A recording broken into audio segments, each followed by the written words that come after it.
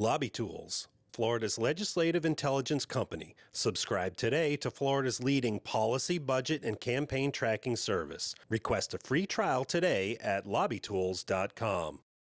For at least the past 5 years, dozens of lobbyists have worked lawmakers to allow the sale of alcohol in big box stores instead of a separate storefront.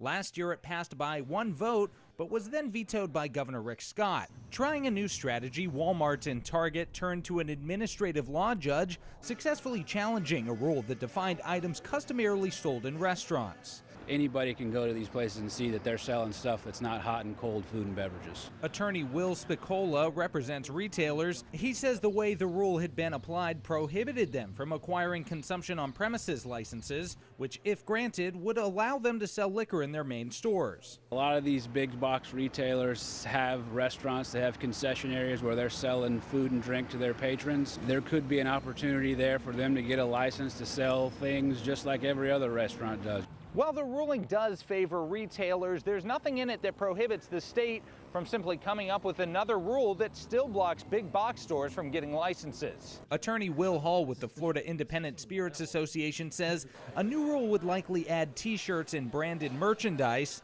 and not much else. If the point of all this at the beginning was to basically allow every item in a Costco warehouse to be customarily sold in a restaurant, this ruling doesn't do that. The state could also choose to appeal. In that case, the ruling would be put on hold until it gets a second look from the First District Court of Appeals. In Tallahassee, I'm Jake Stofan.